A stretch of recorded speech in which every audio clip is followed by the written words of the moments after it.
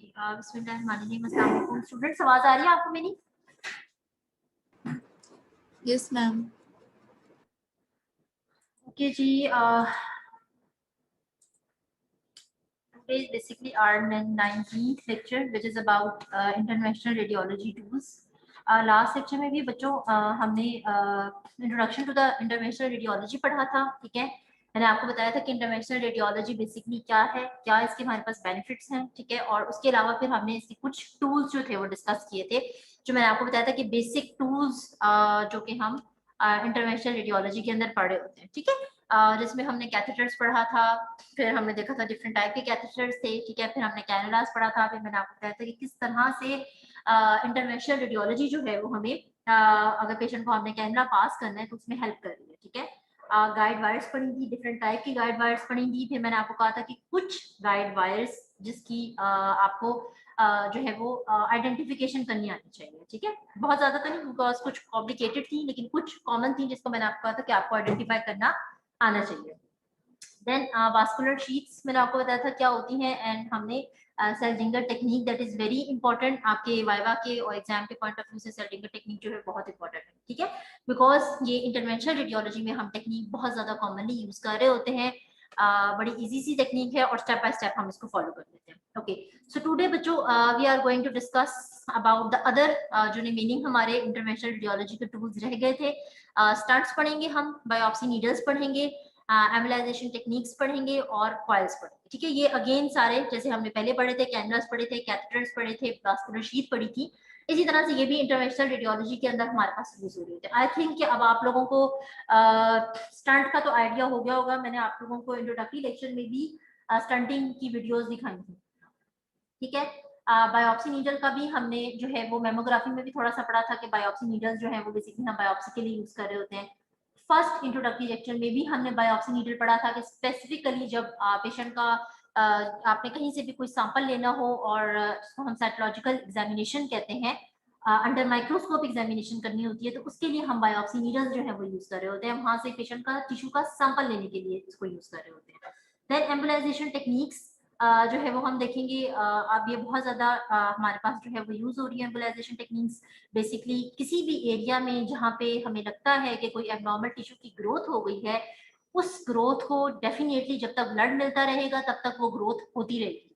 ठीक है, तो हम क्या करते हैं एम्बुलाइजेशन टेक्निक से थ्रू उन टिश्यूज की जो ब्लड की सप्लाई होती है उसको ब्लॉक कर देते हैं। ठीक है, जब ब्लॉक कर देते हैं तो ऑटोमेटिकली जो एबनॉर्मल टिश्यू होता है उसको ब्लड नहीं मिलता, वो ग्रो नहीं करता, और आहिस्ता आहिस्ता क्या होता है वो बॉडी से हम इसको रिमूव कर देते हैं। ठीक है, नेक्स्ट बच्चों वी विल डिस्कस के कॉइल्स, कौन कौन सी कॉइल्स जो हैं या कॉइल्स का बेसिकली क्या यूज है इंटरनेशनल रेडियोलॉजी के अंदर।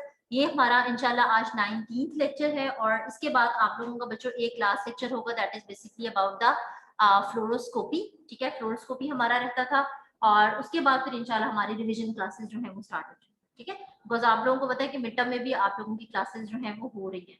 ठीक है, तो इसलिए जो है वो नेक्स्ट हमारी फ्लोरोस्कोपी होगी, उसके बाद फिर हम रिवीजन क्लासेस जो है वो करेंगे। और मैं आप सबसे कहूंगी कि बच्चों रिवीजन क्लासेस जरूर लें, बिकॉज बहुत सारे आप में से स्टूडेंट्स हैं जिनको कुछ कॉन्सेप्ट्स जो है उनको क्लियर करने की जरूरत है। एनीवेज, ओके, सो सबसे पहले हम पढ़ लेते हैं कि स्टंट्स जो है वो क्या जो है वो इनका रोल है, या ये किस तरह से आपको इंटरनेशनल रेडियोलॉजी के अंदर जो है वो हेल्प कर रहे हैं। ओके, सो ये बच्चों आप सब लोगों ने जब हमने बैलून एंजियोप्लास्टी पढ़ी थी तो मैंने आपको बताया था कि किस तरह से हम एक गाइड वायर की मदद से स्टंट जो है वो प्लेस करते हैं। ठीक है, this is basically the stunt है। जो आपको एक शीट नजर आ रही है, मैश शीट जिसको हम कहते हैं, this is basically the stent.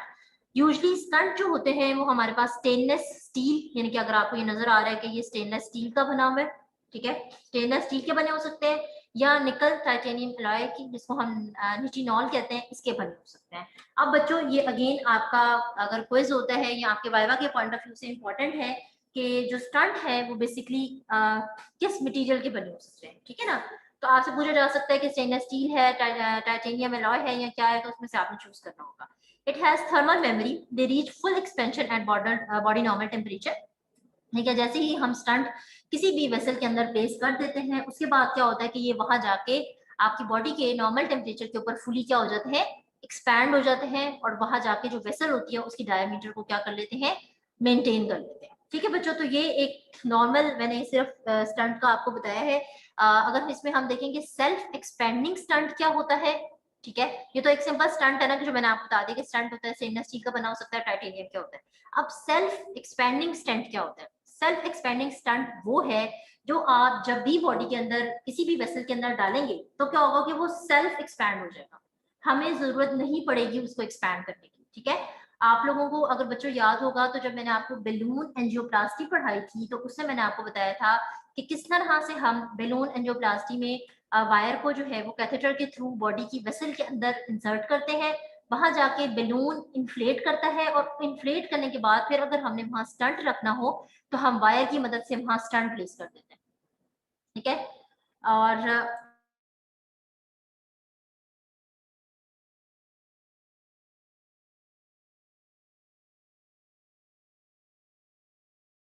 ठीक है बच्चों, तो ये अब जो सेल्फ एक्सपेंडिंग है इसमें हमें कोई बैलून वगैरह की जरूरत नहीं पड़ती स्टंट अंदर रखने के लिए। हम सिंपल क्या करते हैं कि एक गाइड वायर की मदद से, कैथेटर की मदद से गाइड वायर बॉडी की वेसल के अंदर इंसर्ट करते हैं और उसके साथ हमने ये एक स्टंट अटैच किया होता है। जैसे ही ये स्टंट वहां चला जाता है जहां पे हमने इसको पहुंचाना होता है, ठीक है, तो ये वहां जाके बॉडी के नॉर्मल टेम्परेचर के ऊपर क्या कर जाता है, खुद ही से एक्सपैंड कर जाता है जितना इसके अंदर नॉर्मल एक्सपेंशन की कैपेसिटी होती है।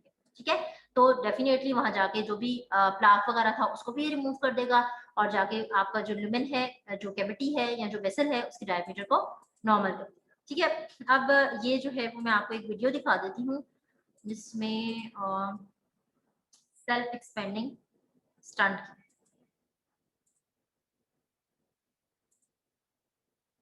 ओके जी, स्क्रीन शेयर हो गई बच्चों?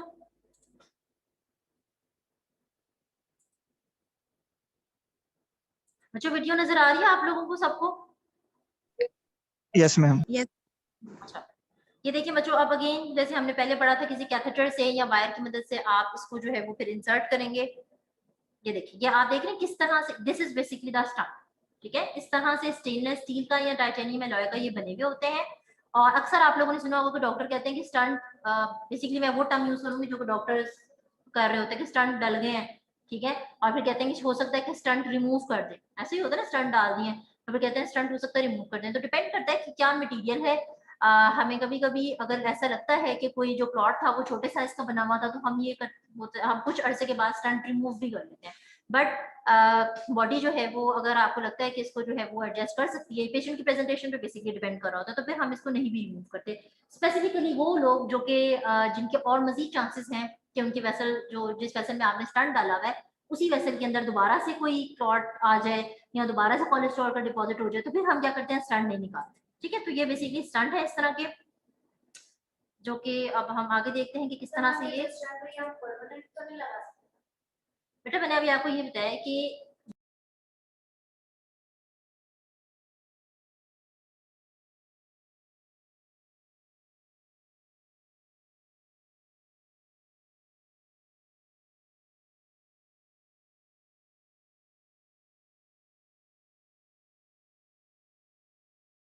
जैसे ही हमें लगता है कि पेशेंट का कोई हार्ट रेट, रिदम या कोई भी इस तरह से हमें लगता है कि चेंज आ रहा है और वो हो सकता है कि इसके साथ जो है वो एसोसिएटेड हो, तो फिर हम एंजियोप्लास्टी करके एक दफा देख लेते हैं एंजियोग्राफी करके। पूरा आप इसका एंजियोग्राफ के ऊपर एंजियोग्राम जो मैंने आपको बताया था, एक आपके पास इमेज आ जाता है, वो करके हम देख लेते हैं कि स्टंट अपनी नॉर्मल प्लेसमेंट में ही है या और कोई प्रॉब्लम तो नहीं आ रही। अगर नहीं आ रही है तो फिर आप इसको परमानेंट यूज कर सकते हैं। अच्छा, अब ये जरा हम थोड़ा सा आगे करके देख लेते हैं। ओके, ये यहाँ से भी देख लेते हैं। अच्छा,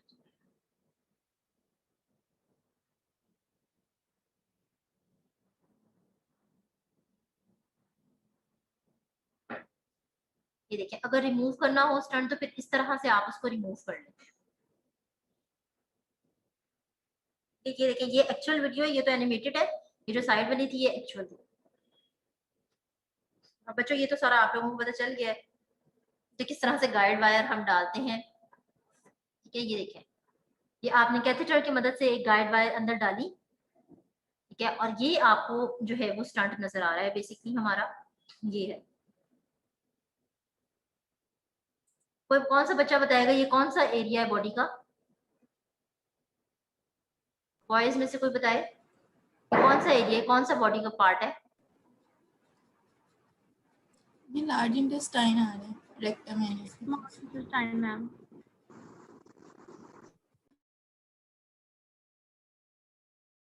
बेटा ये क्या लगा हुआ है?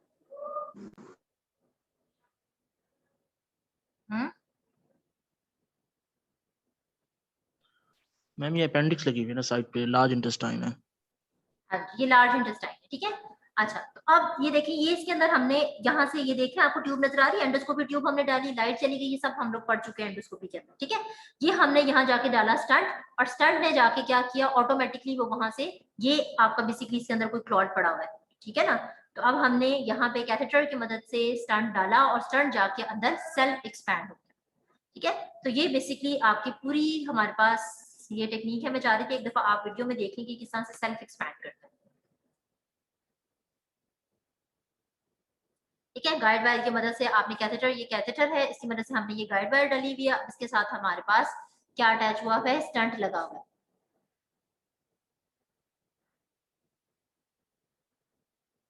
ये अब देखिए ये मेजरमेंट्स हो रही है बेसिकली कि यहाँ से यहाँ तक प्लॉट का साइज है, और यहाँ से यहाँ तक स्टंट ने जाके अंदर एक्सपैंड करना, ठीक है ना। एक्चुअली आपको इस तरह का नजर आता है। तो अब ये देखिए स्टंट खुद ही अंदर जो है वो क्या हो जाएगा, एक्सपैंड हो जाएगा, और ये जो प्लाक हमारा पड़ा हुआ है या जो पे डिपॉजिट पड़ा हुआ है, इसको ये क्या कर देगा, फिर यहाँ से आहिस्ता आहिस्ता जो फ्लो था वो नॉर्मल हो जाएगा, ठीक है बच्चों। से इसको यहाँ पे मैं एंड करती हूँ। ये इस तरह से आपके पास सेल्फ एक्सपैंडिंग स्टंट जो होते हैं, वो जब भी आप किसी वेसल कैविटी या लुमेन के अंदर डालते हैं तो वो जाके खुद ही से एक्सपैंड करते हैं, ठीक है। That might be permanent, that might be the temporary भी हो सकते हैं। ओके नेक्स्ट बच्चों, हमारे पास स्टंट की टाइप आ जाती है बैलून माउंटेड स्टंट। अब बैलून माउंटेड स्टंट ये आप सब लोगों को पता चल गया होगा, अब तक आप लोग पढ़ चुके हैं, जो हमने पहले भी पढ़ा था कि जिसमें बैलून हमारे साथ अटैच होता है, ठीक है। जो भी आप गाइड वायर डाल रहे होते हैं, कैथेटर डाल रहे होते हैं, उसके साथ जो है वो हमारे पास एक स्टंट लगा होता है, ठीक है।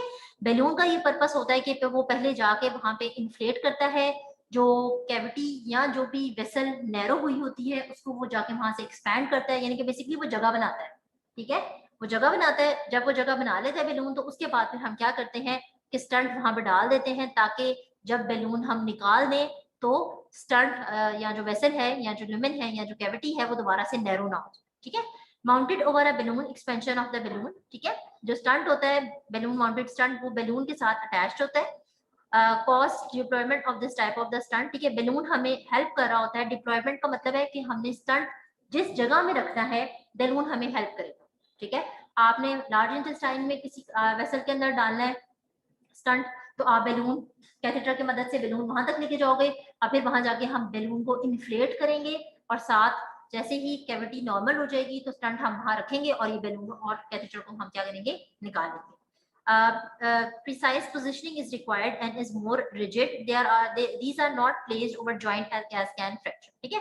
तो बच्चों इसकी पोजीशनिंग, इसकी एक्यूरेट जगह जो है वो बहुत ज्यादा इंपॉर्टेंट है। जैसे मैंने आपको पहले भी एंडोस्कोपिक प्रोसीजर्स में बताया था कि जो भी लेप्रोस्कोपिक सर्जरीज होती है, ये हमारे पास इनके सक्सेसफुल रेट्स तो बहुत ज्यादा है, बट ये जो भी सर्जन कर रहा है या जो भी डॉक्टर परफॉर्म कर रहा है उसको जो है वो बहुत ज्यादा एक्सपीरियंस होना जरूरी है, ठीक है। अगर नहीं होगा एक्सपीरियंस तो फिर वहां पे हमारे पास मल्टीपल जो है वो ब्लीडिंग हो सकती है, आप टीयर कर सकते हैं, बहुत कुछ कर सकते हैं, जो कि हमने लास्ट लेक्चर में पढ़ा था, ठीक है। तो प्रिसाइज इसकी पोजीशन बहुत इंपॉर्टेंट है। और अगर हमें ऐसे लगता है कि कोई ऐसी वेसल है जहाँ पे जो जॉइंट के करीब है और वहां पे हमें कोई स्टंट डालने की जरूरत पड़ रही है, तो फिर हम कोई ऑल्टरनेटिव वे भी ढूंढते हैं, बिकॉज वहां पे अगर आप इस तरह करें तो हो सकता है कि एक्सपेंशन जो है वो जो आपका जॉइंट है, ये जो आपकी बोन है उसके ऊपर प्रेशर डाले और वहां पेशेंट का क्या हो जाए, फ्रैक्चर हो जाए, ठीक है।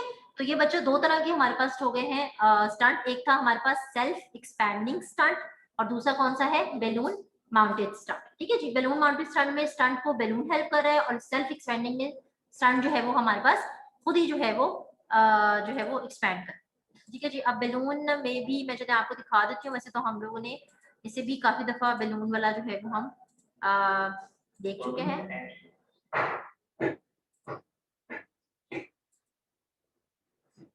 अब ये फॉर एग्जांपल किसी भी हमारे पास जो है वो हार्ट कोई आर्टरी है आपके पास, ठीक है जी, कोई कैरोटिड आर्टरी आ गई हमारे पास, सॉरी कैरोटिड आर्टरी, ठीक है जी। अगेन ये देखें ये balloon, this is basically the balloon part, ठीक है। अभी जो हमने पहले स्टंट डाला था उसमें बच्चों आप देखा था कि कैथेटर अकेला आ रहा था, साथ गाइड वायर लगी थी, ठीक है। उसमें इस तरह का बैलून नहीं लगा हुआ था, ठीक है। अब जैसे ही आपको नजर आएगा कि कोई कैथेटर या कोई वायर वेसल के अंदर एंटर हो रही है और उसके साथ ऐसे बैलून अटैचमेंट है, तो इसका मतलब है ये बैलून एंजियोप्लास्टी हो रही है, ये बैलून के साथ हम जो है वो वेसल का नॉर्मल कर रहे हैं। ठीक है, ये आपके पास प्लाक पड़ा हुआ है। अब हमने क्या किया, जब वेसल के अंदर या उस जगह पे जहां क्लॉट पड़ा हुआ था बैलून गया, तो हमने मजीद बैलून को क्या किया है, इन्फ्लेट किया। ठीक है, हमने यहाँ जाके देखिए इसको इन्फ्लेट कर दिया इसने। अब यहाँ पे प्लाक को जो है वो क्या करेगा, इस जगह से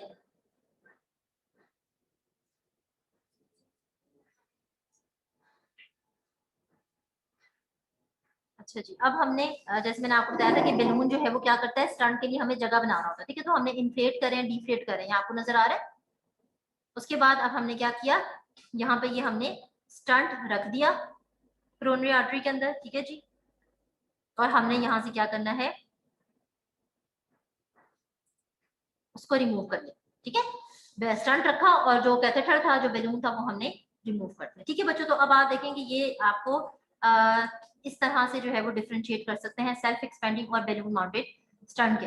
नेक्स्ट बच्चों हमारे पास थर्ड टाइप आ जाती है स्टंट की, दैट इज स्टंट ग्राफ्ट। अब आई थिंक कि आप सब बच्चों को ग्राफ्ट का तो आप लोगों ने नाम सुना होगा। ठीक है ना, बोन का ग्राफ्ट भी होता है हमारे पास, मसल का ग्राफ्ट भी होता है। अक्सर अगर आपने बर्न के कभी यूनिट में गए हो या किसी पेशेंट को देखो जो जल गया हो, ठीक है, तो उसमें डॉक्टर क्या करता है, आपकी स्किन का एक ग्राफ्ट, चले अगर आप लोगों ने मूवी में कभी देखा होगा, ठीक है, कि क्या होता है कि जो कोई स्किन का एरिया आपका जल जाता है, तो डॉक्टर आपकी किसी और बॉडी के एरिया का ग्राफ्ट लेता है स्किन का और आपको जले हुए हिस्से के ऊपर लगा देता है। ठीक है, तो वो हम बेसिकली एक पार्ट ले रहे होते हैं वहां से।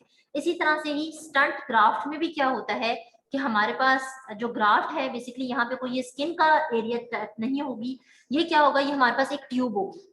ठीक है ना, यहाँ पे वो वाला ग्राफ नहीं होगा जैसे हम बोनी ग्राफ लेते हैं या हम मसल का ग्राफ लेते हैं या हम स्किन का ग्राफ लेते हैं। बिकॉज इंटरवेंशनल रेडियोलॉजी पढ़ रहे हैं, इसलिए इंटरवेंशनल रेडियोलॉजी के अंदर जो ग्राफ होगा वो क्या होगा, कोई ट्यूब होगी। ठीक है, कोई ट्यूब होगी या आपको जिस तरह का ये एक नजर आ रहा है स्ट्रक्चर इस तरह का होगा। ठीक है, यानी कि ये किसी जो है वो स्टेनलेस स्टील या किसी टाइटेनियम या किसी इस तरह के मटेरियल का बना हुआ होगा।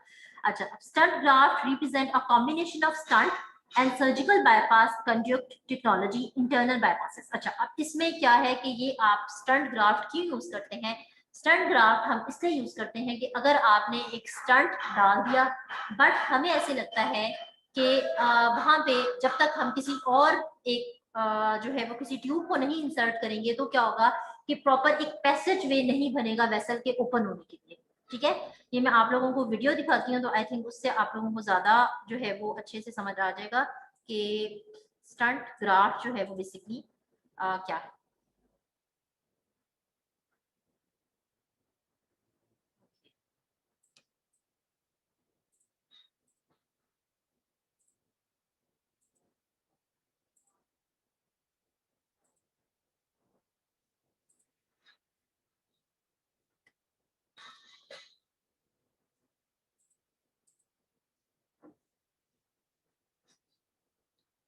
ठीक है जी, अब हम स्टंट ग्राफ्ट देखने लगे कि क्या है। आपके जो एब्डोमिनल का जो एब्डोमिनल पार्ट है बेसिकली, फॉर एग्जांपल हम कहते हैं वहां पे एन्यूरिज्म जो है वो बना है। ठीक है, ये आपको नजर आ रहा है।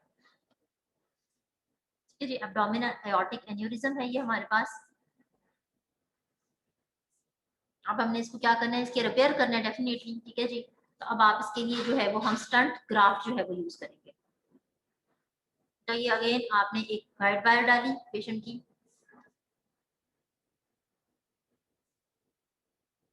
ठीक है जी, साथ आपने कैथेटर डाल दिया। अब उसके साथ हमारे पास क्या अटैच हुआ हुआ था, ये स्टंट ग्राफ्ट है। ठीक है बच्चों, ये खाली स्टंट नहीं है, ये क्या है, स्टंट ग्राफ्ट है। बिकॉज आपने अभी देखा था जो खाली स्टंट था वो किस तरह का था, ट्रांसपेरेंट था। ठीक है ना, ये आपको व्हाइट व्हाइट नजर आ रहा है इसके साथ, इसका क्या मतलब है कि इसके अंदर साथ एक ग्राफ्ट की या एक ट्यूब जो है वो भी लगी हुई है। ओके, अब ये देखिए हमने स्टंट भी डाल दिया और हमने साथ ग्राफ्ट भी डाल दिया, बिकॉज हमें लग रहा था कि इस एरिया में भी ब्लॉकेज हो सकता है, तो हमें यहाँ पे कोई ट्यूब इंसर्ट करने की जरूरत है। ठीक है, या किसी ग्राफ्ट को डालने की जरूरत है, तो हमने क्या किया, स्टंट डाल दिया, उसने एन्यूरिज्म को कवर कर लिया और साथ साथ हमने उस एरिया को रिमेन ओपन रखने के लिए क्या कर दिया, एक ग्राफ्ट डाल दिया। ठीक है, तो जहां पे हमें स्टंट और ग्राफ्ट दोनों की जरूरत पड़ती है वहां पे हम क्या यूज करते हैं, स्टंट ग्राफ्ट यूज करते हैं। ठीक है, अब ये डिपेंड करता है कि आपने इसको कहाँ प्लेस करना है। आप लोग इस पे जो है वो इतना ज्यादा फोकस ना करें कि कहाँ प्लेस करना है, ये क्या है, या वो जो भी है, आपको जस्ट इसका थोड़ा सा आइडिया होना चाहिए कि स्टंट ग्राफ्ट जो है वो बेसिकली क्या होता है।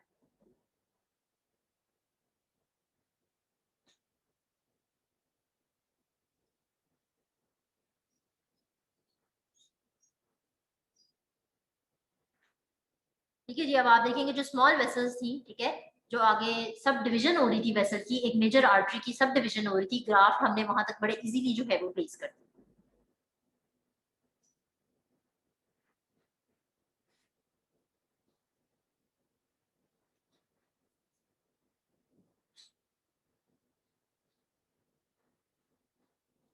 अब आप देखें जहां जहां ये पूरा जा चुका है वहां पे क्या होगा कि जो फ्लो था वो नॉर्मल हो जाएगा। ठीक है, उस आर्टरी का फ्लो जो है वो क्या हो जाएगा, नॉर्मल हो जाएगा। ठीक है, ये देखिए फ्लो जो है वो हमारे पास आराम से क्या हो गया, नॉर्मल हो गया। ठीक है, तो आप देखें कि किस तरह से हमने अगर खाली यहाँ पे हम प्लेस करते तो क्या होता कि ये जो इसके स्मॉल चैनल्स थे ये ब्लॉक ही रहते। ठीक है, तो फायदा ना होता। तो इसलिए इसकी स्पेसिफिक इंडिकेशंस होती हैं, आप इंडिकेशंस में तो ना जाए, आपको सिर्फ ये वीडियो दिखाने का मकसद ये है कि आपको पता चल जाए कि एक नॉर्मल स्टंट और स्टंट ग्राफ्ट जो है वो उसमें जो है वो क्या डिफरेंस होता है। ओके जी। अच्छा ये वाले पार्ट आ गए हैं इसके अंदर, ये तो मैंने रिमूव करना था, ये आप लोगों के लिए नहीं। ओके बच्चों, ठीक है, तो आपको अब पता चल गया बच्चों नॉर्मल की स्टंट क्या होता है। ठीक है, और स्टंट की हमारे पास मैंने आपको 3 टाइप्स पढ़ाई हैं जो कि आपके एग्जाम के पॉइंट ऑफ व्यू से इंपॉर्टेंट है कि what are the 3 types of the stent. ठीक है, तो बैलून माउंटेड स्टंट हो गया, सेल्फ एक्सपेंडिंग हो गया, और थर्ड हमारे पास हो गया, ठीक है, स्टंट ग्राफ्ट। अच्छा जी, अब ये बच्चों आप लोगों को सिर्फ वीडियो दिखाने का पर्पस ये है कि मैं आपसे वीडियो से रिलेटेड तो क्वेश्चन नहीं होगा कि किस आर्टरी के लिए आप इसको यूज करते हैं। आपको वीडियो दिखाने का मकसद ये है कि आपको कॉन्सेप्ट क्लियर हो जाए कि normal stunt, balloon mounted stunt और ग्राफ्ट स्टंट जो है वो इसमें क्या डिफरेंस होता है। ओके, नेक्स्ट हमारे पास आ जाता है बायोप्सी नीडल। ठीक है जी, नेक्स्ट आपके पास जो इंटरवेंशनल रेडियोलॉजी टूल है दैट इज बायोप्सी नीडल। इससे आप लोग सारे आई थिंक वेल अवेयर हैं। बायोप्सी नीडल नेम ही इंडिकेट कर रहा है कि वो नीडल जो कि हम बायोप्सी के लिए यूज कर रहे हैं। A biopsy needle is the instrument used to obtain a tissue as specimen for microscopic examination to find out cases of malignancy in patients। ठीक है बच्चों, ये आप सब पढ़ चुके हैं कि हमने कहीं भी ब्रेस्ट में या किसी भी बॉडी के एरिया में, थायराइड में, कहीं पे भी हमारे पास लगता है कि कोई एबनॉर्मल टिश्यू ग्रो कर रहा है या स्पेसिफिकली मिलिग्नेंट टिश्यू ग्रो कर रहा है। ठीक है, वो बिनाइन नहीं है, हमें लग रहा है कि वो ट्यूमर है, वहां पे ट्यूमर की ग्रोथ हो रही है, तो हम क्या करते हैं कि वहां से बायोप्सी, नीडल बायोप्सी की हेल्प से वहां से एक स्पेसिमेन लेते हैं, टिश्यू का सैंपल लेते हैं और उसको माइक्रोस्कोपिकली उसकी एग्जामिनेशन करते हैं। ठीक है, तो बायोप्सी नीडल आपको उसमें हेल्प कर रही होती है। Typically, the instrument includes a thin, long probe called a stylet inside a close-fitting hollow needle called a cannula। ठीक है जी, जो बेसिकली इसका पूरा प्रोब होता है उसको हम स्टाइलेट कहते हैं, और जो इसकी हॉलो नीडल होती है जो बिल्कुल सामने वाली होती है जिससे आप बेसिकली रप्चर करते हैं किसी एरिया को, that is basically known as cannula। In using the biopsy needles, a firing device first projects by stylet into the tissue and cannula follows immediately। ठीक है, पहले आप क्या करते हैं कि जो उसका स्टाइलेट पार्ट होता है, जो प्रोब होती है, उसको हम इंसर्ट करते हैं, और फिर उसके बाद जो आप उसका शार्प एंड जो कैनुला है दैट इज बेसिकली उसको जो है वो फिर आप इंसर्ट करते हैं। To be able to enhance the precision of biopsy sampling, it is necessary to have biopsy needle guidance systems to carry out a successful medical procedure। ठीक है, तो अब बच्चों ये जो लास्ट वाली लाइन है इसका ये मतलब है, अगर आप लोगों को याद होगा तो मैंने आपको पढ़ाया था किस तरह से हम एंडोस्कोपिक गाइडेड बायोप्सी कर रहे थे। ठीक है, क्योंकि इंटरवेंशनल रेडियोलॉजी में हम बायोप्सी नीडल पढ़ रहे हैं, तो इसका मतलब है कि जहां जहां से आप सैंपल ले रहे होंगे पेशेंट का, वहां आपको एक मॉनिटर के ऊपर या एक स्क्रीन के ऊपर सारा साथ इमेज नजर आ रहा होगा। ठीक है, आपने ऐसे नहीं किया कि पेशेंट बैठा हुआ है और आप उसके ब्रेस्ट टिश्यू की बायोप्सी कर रहे हैं और बस वहां से आपने सैंपल ले लिया, ऐसा नहीं होगा। ठीक है, इंटरवेंशनल रेडियोलॉजी में जो हम बायोप्सी नीडल यूज करते हैं उसमें आपको कोई ना कोई, आपको जो हमारे पास रेडियोलॉजिकल मोडेलिटीज हैं, अल्ट्रासाउंड है, एंडोस्कोप्स हैं, ये जो भी है वो आपको हेल्प करेंगी कि आपको साथ साथ एक इमेज जो है वो नजर आ रहा होगा। ठीक है, जैसे हमने एंडोस्कोपिक गाइडेड कैनुलाइजेशन लास्ट लेक्चर में पढ़ी थी। ठीक है, कि किस तरह से आपने पेशेंट को जो था वो कैनुला जो था वो लगाया था with the help of the ultrasound. तो इसी तरह से बायोप्सी नीडल्स आपको हेल्प करती है। ओके, ये जो है वो हमारे पास कोएक्सियल डिस्पोजेबल गाइड, ये बच्चों डिफरेंट इसकी हमारे पास टाइप्स हैं। Coaxial disposable guide, disposable biopsy needles, pan aspiration needles, soft touch spring loaded biopsy needles, Westcott biopsy needles, disposable automatic core biopsy needles. आपको इसमें से अगर सारी नहीं भी याद रहती तो आप एटलीस्ट 3 कोई जो है वो जो भी आपको आसान लगती है उसका आप नाम याद रख सकते हैं। ठीक है, कि आपसे वैसे वाइवा में एग्जाम पॉइंट ऑफ व्यू से पूछा जा सकता है कि बायोप्सी नीडल क्या होती है, कोई भी आप 3 बायोप्सी नीडल्स की एग्जांपल दें। ठीक है, तो आपको इसमें से जौन सी भी डिस्पोजेबल बायोप्सी नीडल आसान है, कोएक्सियल बायोप्सी नीडल आसान है, आप ये याद कर सकते हैं। वेस्ट कॉर्ड बायोप्सी नीडल, ये आप इजी वाली इसमें से कोई सी जो है वो याद कर सकते हैं। Okay, traditional fine needle aspiration biopsy needles which harvest cells for cytological evaluation. ठीक है जी बच्चों, ये हमारे पास basically fine needle aspiration cytology needle, जिसको हम FNAC भी कहते हैं, कि आपने कहीं से भी जो है वो कोई सैंपल लेना है टिश्यू का, ठीक है, और आपने उसकी जो है वो अंडर माइक्रोस्कोप एग्जामिनेशन करनी है, उसके लिए हमारे पास ये डिफरेंट तरह की जो है वो नीडल्स होती हैं, जो कि हमने पीछे भी पढ़ी हैं कि वेस्ट कॉर्ड थी, कुछ और हमने डिफरेंट वहाँ पढ़ी है, ये यहाँ पे डिफरेंट लिखी है। ठीक है, आप बेशक इनको जो है वो ना जो है वो याद करेंगे, मैंने सिर्फ इसलिए डाली थी कि आपको इसका जो ये पिन पॉइंट है, ठीक है, that is basically the cannula, ये आपको पता चल जाए कि किस तरह का होता है। ठीक है, देखिए इसका राउंडेड है, इसका किस तरह से जो है वो जैसे पेन की जो है वो होती है, निब होती है, उस तरह का है। ठीक है, ये और शार्प है, तो ये डिपेंड कर रहा होता है कि डॉक्टर ने कहाँ से किस टिश्यू की जो है वो हमने बायोप्सी करनी है। सो ये this is none of your business. ठीक है, कि आपको इसमें से कोई टेंशन लेने की जरूरत नहीं है कि इसमें से आप याद करें कि किसको कौन सी जरूरत है, आप सिर्फ ये याद रखेंगे बायोप्सी नीडल क्या होती है। ठीक है, और यू शुड नो कि what are the 3 different types of the biopsy needles, that's it. ठीक है, ये आपको सिर्फ समझाने के पर्पस से है कि डिफरेंट तरह का इनका जो है वो टाइप्स होते हैं। Okay, semi automatic biopsy needle, ठीक है जी, ये अगेन इसकी डिफरेंट हमारे पास टाइप्स हैं, इसमें से सेमी ऑटोमेटिक बायोप्सी नीडल है, बायोप्सी गन है ये। ठीक है, अब हम इसके नहीं जाएंगे कि ये बायोप्सी गन हम किस पर्पस के लिए यूज करते हैं, सिर्फ आपको इसका नाम जो है वो पता होना चाहिए। ठीक है, कि अगर आपसे पूछा जाए तो आप जो है इसमें बता दें। ओके, सो बच्चों हो गए हमारे पास, क्या हो गया, स्टंट्स पढ़ लिया हमने डिफरेंट टाइप्स के। ठीक है जी, बैलून था, आपके पास सेल्फ एक्सपेंडिंग था, और जो है वो आपके पास जो है वो स्टंट ग्राफ्ट्स थे। ठीक है, अब उसके बाद हमारे पास आ रहा था बायोप्सी नीडल, और उससे भी मैंने आपको कहा कि कुछ जो कॉमन है वो आप याद रख लें, और इसका आपको सिर्फ पर्पस पता होना चाहिए। थर्ड हमारे पास आ रहा था एम्बुलाइजेशन एजेंट या एम्बुलाइजेशन टेक्निक्स कौन कौन सी है। ठीक है, अब ये क्या है हमारे पास, ये हम देख लेते हैं। A procedure that uses particles such as tiny gelatin sponges और beads to block a blood vessel. Embolization may be used to stop bleeding or to block the blood flow to a tumor or abnormal area of tissue. ठीक है, अभी बच्चों मैंने आपको lecture के start में ये बात बताई है कि एम्बुलाइजेशन हम क्या कर रहे होते हैं कि किसी भी अगर हमें लगता है बॉडी में टिश्यू है और वो एबनॉर्मली ग्रो कर रहा है, ट्यूमर बन रहा है, तो हम क्या करते हैं कि जो उसकी न्यूट्रिशन सप्लाई है दैट इज बेसिकली ब्लड। ठीक है, हम उस ब्लड को जो है वो स्टॉप कर देते हैं। ठीक है, यानी कि आप ब्लड वेसल को जो है वो क्या कर देते हैं, ब्लॉक कर देते हैं।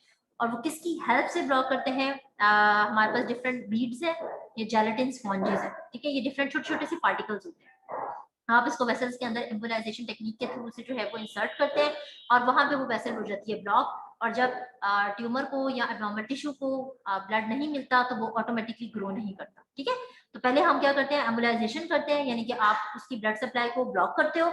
जब हमें लगता है कि अब ब्लड सप्लाई ब्लॉक हो गई है और ट्यूमर जो था वो अब मजीद ग्रो नहीं कर रहा, ठीक है, उसी साइज पे रुक गया है, तो फिर आप उस ट्यूमर को जो है वो बॉडी से रिमूव कर लेते हैं। ठीक है, तो ये बड़ा आसान सी आई थिंक टेक्निक है। Again it is very important कि एम्बुलाइजेशन क्या होती है आपको पता होना चाहिए। ओके, अब इसके हम स्पेसिफिक यूजेस देख लेते हैं। Technique has evolved to include nearly every vascular territory and has been used in such diverse clinical applications. ठीक है बच्चों, ये आपके जो हमारे इवन लाहौर में बहुत सारी हॉस्पिटल्स में जो है वो ये एम्बुलाइजेशन टेक्निक जो है इसको यूज किया जा रहा है, या फीमेल्स के जो रिप्रोडक्टिव ऑर्गन से रिलेटेड एबनॉर्मेलिटीज होती हैं, कोई सिस्ट बन गई है, ठीक है, या कोई फाइब्रॉइड्स बन चुके हैं यूट्रस में या ओवरीज में, कोई पॉलिप बन गया है, कोई भी ट्यूमर ग्रो हो गया। अब आपने देखा है शायद पहले इतने ज्यादा हमारे पास रेट नहीं होते थे, अब फीमेल में कैंसेरियन ट्यूमर, फाइब्रॉइड्स और इनफर्टिलिटी ये बहुत ज्यादा कॉमन है। ठीक है, आप लोगों ने भी शायद नोट किया हो। सो वो सारे अब हम जो है उसको किस तरह ट्रीट करते हैं, एम्बुलाइजेशन के थ्रू जो है वो ट्रीट करते हैं। इसी तरह से और भी कहीं भी आपकी बॉडी में कहीं पे भी जीआईटी में कहीं भी हमारे पास कोई अल्सर है, उसको भी आप इसके थ्रू जो है वो एम्बुलाइजेशन के थ्रू जो है वो ट्रीट कर सकते हैं। ओके, सो नंबर 1 हमारे पास इसका क्या यूज है बच्चों, ट्रीटमेंट ऑफ ट्यूमर्स, जो कि मैंने अभी आपको पहले बताया है।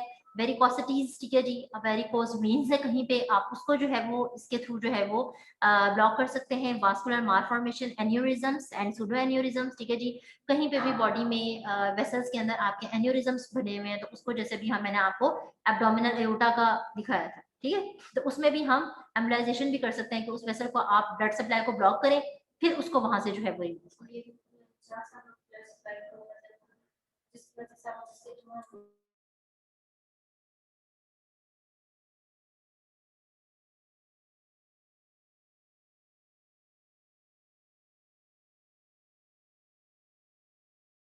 ओके नेक्स्ट हमारे पास फाइब्रॉइड्स आ जाते हैं। ठीक है, जैसे मैंने भी आपको बताया कि फीमेल्स में बहुत कॉमन है फाइब्रॉइड्स वगैरह या कैंसर, सर्विक्स का कैंसर या यूट्रस का कैंसर, जीआईटी ब्लीडिंग। ठीक है जी, जीआईटी ब्लीडिंग हो रही है आपकी वहाँ पे, तो उसको भी अगर आपने ब्लॉक करना है, डेफिनेटली बच्चों जीआईटी ब्लीडिंग हो रही है तो वहाँ पे कहीं ना कहीं कोई अल्सर बना होगा, कोई ट्यूमर बना होगा, इसीलिए ही जीआईटी ब्लीडिंग हो रही है। ठीक है ना, ब्लीडिंग एक आपके पास ऑलरेडी रेड फ्लैग साइन है।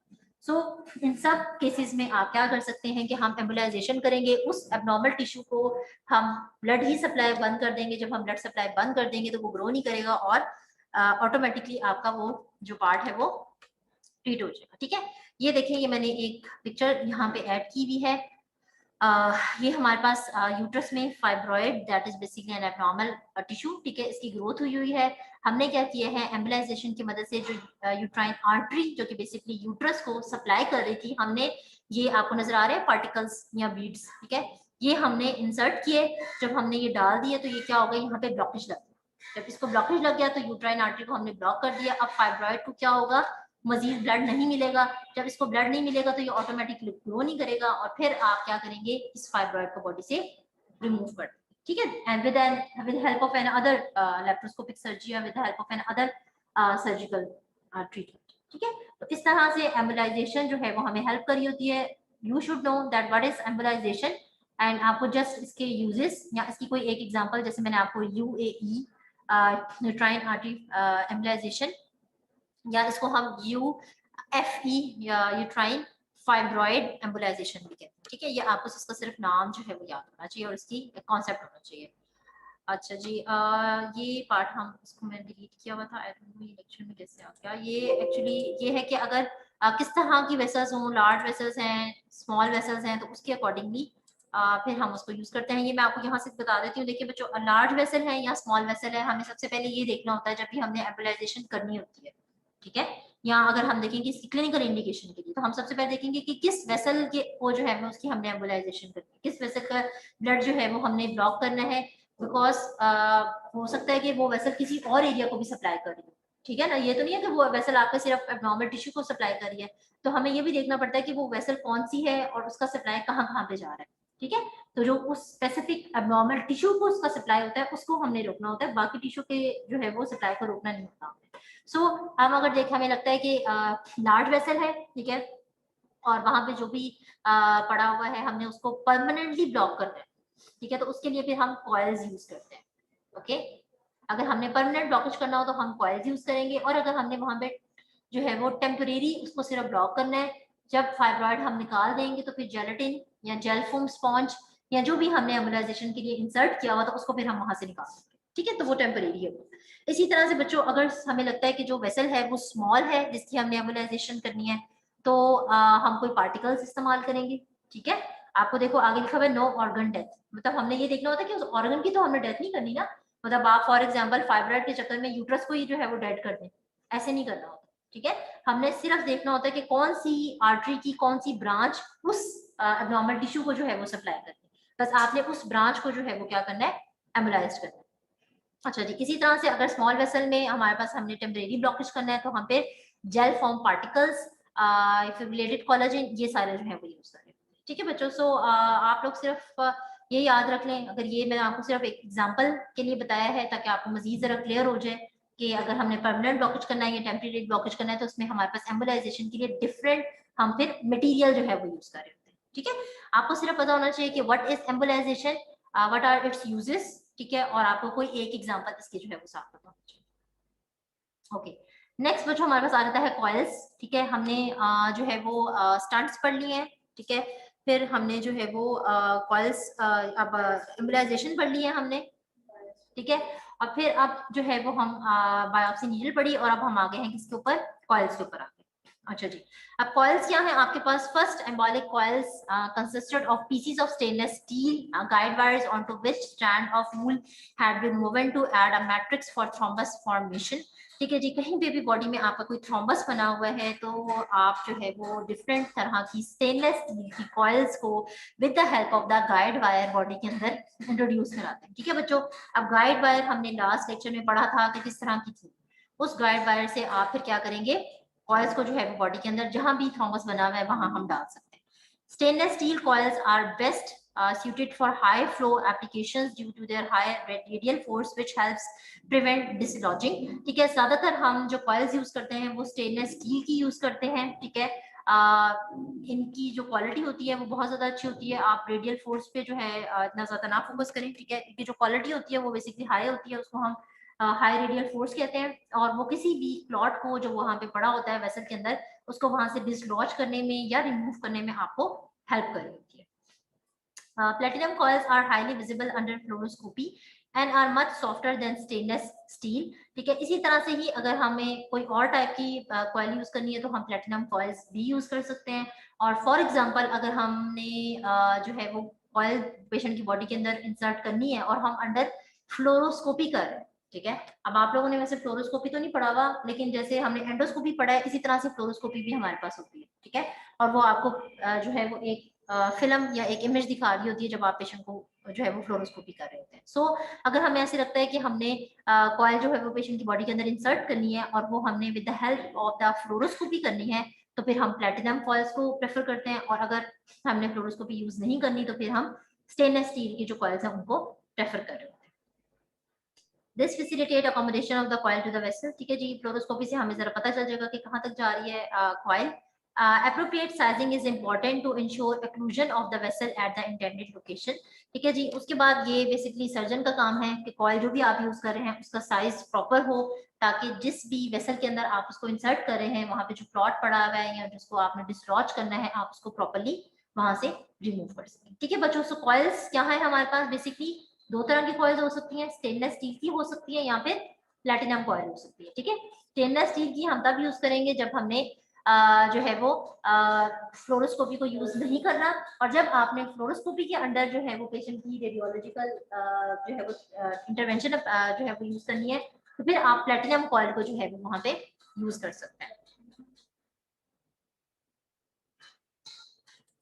अच्छा जी, अब ये हमारे पास डिफरेंट आगे से जैसे हमने बाकी पहले पढ़ी हैं स्टंट की टाइप्स हैं, इसी तरह से बच्चों हमारे पास कॉइल्स की भी डिफरेंट टाइप्स हैं। Detachable coils used in intracranial aneurysms. ठीक है जी, जो आपके ब्रेन में कहीं कोई एन्यूरिज्म बने हुए हैं तो उसके लिए हम डिटैचेबल कॉइल्स यूज करते हैं। और इसी तरह से नेक्स्ट हमारे पास होती हैं पुशेबल कॉइल्स। तो पुशेबल कॉइल्स आप यूज इन पेरिफेरल एम्बोलाइजेशन, यानी कि पेरिफ्री में कहीं भी अगर आपने किसी वेसल को यूज करना है, उसका एम्बोलाइजेशन करनी है तो उसके लिए आप पुशेबल कॉइल यूज करेंगे। ठीक है बच्चों, सो आई थिंक यहाँ पे आपके लिए बड़ा इंपॉर्टेंट क्वेश्चन है, आपको आ सकता है अगर क्विज होता है आपका यहाँ एग्जाम के इंट्राक्रेनियल एन्यूरिज्म के लिए कौन सी कॉइल होती है, तो आप कहेंगे डिटैचेबल कॉइल।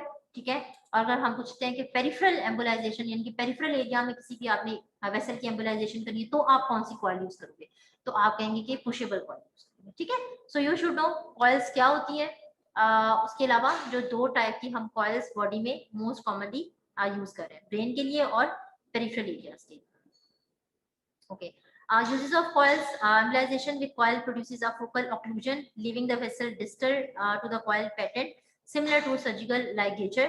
ठीक है जी, बेसिकली होता क्या है, ये जो कॉइल आप यूज करते हैं जैसे हम एक सर्जिकल सुचर लगाते हैं इसी तरह से इस कॉइल की हेल्प से हम वहां पे क्या करते हैं, एक सुचर लगा रहे हैं। ठीक है, तो ये एम्बोलाइजेशन में आपको कॉइल जो है वो बेसिकली हेल्प कर रही होती है कि आप जो सर्जिकल सुचर लगा रहे हैं वो इस कॉइल की हेल्प से आप वहां पे सुचर लगा सकते हैं। Therefore, coils are utilized in almost any application in which precise vessel occlusion but not tissue ablation is necessary। ठीक है, अब एब्लेशन क्या होता है, आप टिश्यू को वहां से रेडियो वेव्स के थ्रू जो है वो डैमेज कर देते हैं। ठीक है, तो जहां पे हमने डैमेज नहीं करना, रेडियो वेव्स नहीं डालनी, एब्लेशन नहीं करनी, वहां पे हम कॉइल्स को प्रेफर नहीं करते because coil itself stainless steel की बनी है। अगर आप वहां पे रेडियो वेव्स यूज करेंगे और वहां पे उस एरिया को जला देंगे, ठीक है, तो क्या होगा, कॉइल वहां पे पड़ी हुई है तो ये भी स्टेनलेस स्टील की है तो ये फिर इफेक्ट हो जाएगा। ठीक है, तो जहां पे हमें लगता है कि हमने बॉडी में एब्लेशन नहीं करनी, रेडियो फ्रिक्वेंसी वेव से उस एरिया को डैमेज नहीं करना, वहां आप कॉइल यूज कर सकते हो। और जहां हमने एब्लेशन करनी होती है फिर हम वहां पे कॉइल यूज नहीं करेंगे। ओके ये आपके पास जो है वो bilateral uterine arteries were abolished using pushable coils, there was no further bleeding, patient was stable. ठीक है, तो आपने क्या किया कि ये देखें, ये हमने कैथेटर की मदद से ये एक कॉइल डाली। ठीक है, ये आपके पेशेंट की जो है वो यूट्रस की आर्टरीज है। ठीक है, यूट्राइन आर्टरीज है। जब हमने कॉइल डाली तो यहाँ पे पेशेंट आपके पास आया था, उसकी ब्लीडिंग हो रही थी। जब हमने कॉइल डाल दी, ठीक है, ये देखिए यहाँ तक कॉइल चली गई है, ये इस तरह से अब इंसर्ट हो चुकी है ये कॉइल। तो उसके बाद क्या हुआ कि पेशेंट की जो ब्लीडिंग थी वो रुक गई। ठीक है, देखो बच्चों अब आपको यहाँ पे इतना ज्यादा तो नहीं अभी आइडिया, लेकिन जो पेशेंट को एबनॉर्मल ब्लीडिंग वगैरह हो रही होती है उसका रीजन यही होता है कि कहीं ना कहीं कोई टिश्यू में या एबनॉर्मल ग्रोथ हुई होती है या बॉडी के अंदर कोई ना कोई पैथोलॉजी चल रही होती है। ठीक है, और एक पेशेंट की बॉडी होती है वो आपको एक रेड फ्लैग साइन दे रही होती है कि भाई अब जो है वो आपको कोई सर्जिकल इंटरवेंशन या किसी मेजर इंटरवेंशन की तरफ जाने की जरूरत है। ठीक है, तो बजाय इसके कि आप जो है वो पेशेंट की एक मेजर सर्जरी परफॉर्म करें और उसको ब्लीडिंग को रोकने की कोशिश करें, हमने क्या किया हुआ है कि अब हम इंटरवेंशनल रेडियोलॉजी के थ्रू इनको स्टेप बाय स्टेप चलाते हैं। ठीक है, या हमारी कोशिश होती है कि हम पेशेंट का मिनिमम छोटा सा कट लगा के आप छोटे टाइम के अंदर पेशेंट की सर्जरी जो है वो परफॉर्म करें। ठीक है, तो यही इंटरवेंशनल रेडियोलॉजी हमें हेल्प करी है जो कि हम डे 1 से पढ़ रहे हैं। तो आप जो एम्बुलाइजेशन है वो with the help of the coil जो है वो भी कर सकते हैं। ठीक है, यानी कि अगर आपने वहां पे पार्टिकल्स नहीं डालने, जेलेटिन पार्टिकल्स नहीं डालने, कोई बीड्स नहीं डालने, तो आप सिंपल वहां पे कॉयल डालेंगे और उस वेसल को वहां पे सुचर लग जाएगा। ठीक है, वो ब्लॉक हो जाएगी और ऑटोमेटिकली उस टिश्यू की जो नॉर्मल टिश्यू था उसको ब्लड नहीं जाएगा। ठीक है, तो ये इस तरह से जो है वो आप कॉयल एम्बुलाइजेशन करते हैं। ये वीडियो एक हम देख लेते हैं।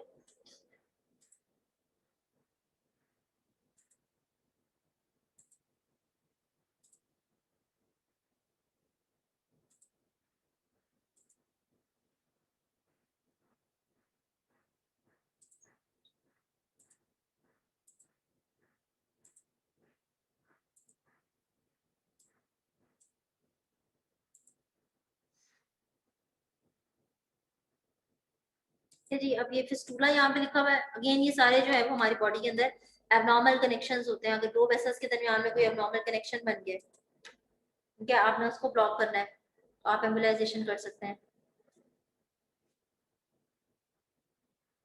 ठीक है, आपने अभी देखा है कि एम्बुलाइजेशन हम यूजली आर्टरी की एम्बुलाइजेशन कर रहे हैं। ठीक है, वेन में आप प्रेफर नहीं करते हैं, हम आर्टरी की एम्बुलाइजेशन यूजली कर रहे हैं। अगेन कैसे आप करोगे, कैथेटर के थ्रू जो है वो हम इसको पास करेंगे। ये आई थिंक इन्होंने हमें ब्रेन इंट्राक्रेनियल रीजन के लिए बताया हुआ है। ये देखिए आपने इसकी मदद से कैथेटर डाला, कैथेटर की मदद से हमने ये सारी कॉइल डाल दी अंदर। ठीक है,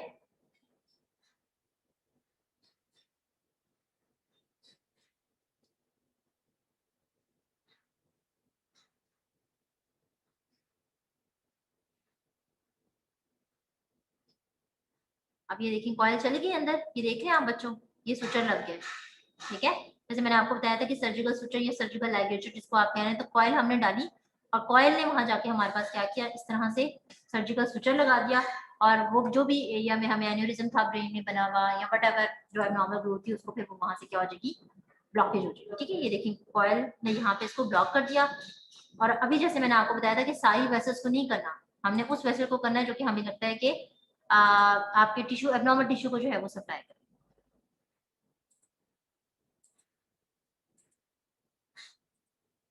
तो इस तरह से आपको साथ साथ जैसे भी मैंने बताया कि अगर आप फ्लोरोस्कोपी कर रहे होते हैं या अगर आप क्योंकि इंटरवेंशनल रेडियोलॉजी में यूज करें तो डेफिनेटली आपको एक इस तरह का साथ इमेज जो है वो जरूर नजर आ रहा होता है बट एवर प्रोसीजर आप जो है वो पेशेंट के साथ परफॉर्म करें। ठीक है बच्चों, so this is all about today's lecture कि आपके जो है वो इंटरवेंशनल रेडियोलॉजी में कौन कौन से स्पेसिफिक हम टूल्स यूज कर रहे हैं। कुछ टूल्स हमने लास्ट लेक्चर में पढ़े थे और कुछ टूल्स हमने इस लेक्चर में पढ़े हैं। स्टंट है, फिर स्टंट की डिफरेंट टाइप्स हैं, फिर बायोप्सी नीडल्स हैं, बायोप्सी नीडल्स की डिफरेंट टाइप्स हैं, फिर एम्बुलाइजेशन टेक्निक्स हैं। फिर एम्बुलाइजेशन टेक्निक आप किस किस तरह से कर सकते हैं, पेरिफेरी के लिए, ब्रेन के लिए, और फिर आपको जैसे मैंने कॉइल्स बताई हैं तो कॉइल्स की भी आपको जो है वो आइडिया होना चाहिए। ठीक है जी, कि क्या टाइप्स हो सकती हैं और कॉइल की हेल्प से एम्बुलाइजेशन कैसे हो सकता है। सो इसमें बच्चों बिकॉज आप लोगों ने इसको बहुत ज्यादा परफॉर्म नहीं करते, लेकिन मैंने जैसे आपको हमेशा बताया कि आप पेशेंट को पोस्ट ऑपरेटिवली जाके जो है वो देखते हैं। ठीक है, तो इसलिए आपको हमेशा कुछ जो बेसिक प्रोसीजर्स हैं, जो बेसिक सर्जरीज हैं, उनका आपको आइडिया होना चाहिए। तो ये जितना भी हमने इंटरवेंशनल रेडियोलॉजी वाला लेक्चर जो है वो हमने पढ़ा है, ठीक है, लास्ट और ये वाला लेक्चर, इसमें आपको जो मैंने पॉइंट्स फोकस किए हैं, आप बेशक वीडियोस ना देखें, अपने कॉन्सेप्ट क्लियर करने के लिए देखें, लेकिन मैं आपसे ये नहीं डिटेल में पूछूंगी कि किस तरह से कॉइल एम्बोलाइजेशन होती है, ठीक है ना। आपको सिर्फ ये पता होना चाहिए कॉइल एम्बोलाइजेशन है क्या आपने ब्लॉक करना है वेसल को, एम्बोलाइज करना है, और किसकी मदद से कर रहे हैं, कॉइल की मदद से कर रहे हैं, ठीक है। इस तरह से स्टंट ग्राफ क्या है, आपका सिर्फ कॉन्सेप्ट जो है वो क्लियर होना चाहिए, दैट्स इट। ओके बच्चों, सो अगर आपको किसी बच्चे का कोई क्वेश्चन है तो आप लोग कर लें। मैम मैंने आपसे पूछना था, जो लेक्चर नंबर 9 में सीटी स्कैन की इमेजेस हैं अपर लिम्ब और लोअर लिम्ब की, उसके जो मसल्स हैं वो सारे हमने करने हैं, बहुत ज़्यादा मसल्स हैं। अच्छा बच्चे, पहले आप में से कोई बच्चा इस लेक्चर से रिलेटेड अगर क्वेश्चन है तो करें, फिर हम जरा मिड टर्म वाले पेपर पे आते हैं, ठीक है। Okay ma'am. इसमें से किसी बच्चे को कोई प्रॉब्लम है तो पूछ सकते हैं, गर्ल्स बॉयज। No ma'am. ठीक है, इंशाल्लाह बच्चों नेक्स्ट हमारा जो लेक्चर है that is fluoroscopy. I don't know आप लोग मिड टर्म में क्लासेस लेते हैं या नहीं लेते हैं, बट फ्लोरोस्कोपी का एक लास्ट लेक्चर है तो आप लोग ले लीजिएगा ताकि आप लोगों को पता चल जाए फ्लोरोस्कोपी से रिलेटेड। अच्छा जी, बच्चों आई थिंक मैं ये क्लास एंड कर देती हूँ और नेक्स्ट जो काउंसलिंग आवर वाली है वो मैं स्टार्ट कर देती हूँ। तो आप लोगों ने जिसने ज्वाइन करना है या मिड टर्म से रिलेटेड जो भी पूछना है आप उसमें पूछ लें फिर, ठीक है। Okay ma'am. वो मैंने आप लोगों के साथ लिंक शेयर किया हुआ है ना, वो वहां से आप लोग ज्वाइन करें, ठीक है जी, और वहां से फिर हम उसमें जो है वो डिस्कस कर लेते हैं। ये मैं एंड कर देती हूँ बिकॉज ये रिकॉर्डिंग फिर आपके साथ मैम अभी ज्वाइन कर सकते हैं? हाँ जी बच्चे, मैं अभी ही स्टार्ट करने लगी हूँ, ठीक है, आप लोग अभी ज्वाइन कर लें। बस ये मैं एंड करके वो स्टार्ट करती हूँ, आप लोग वो ज्वाइन करें।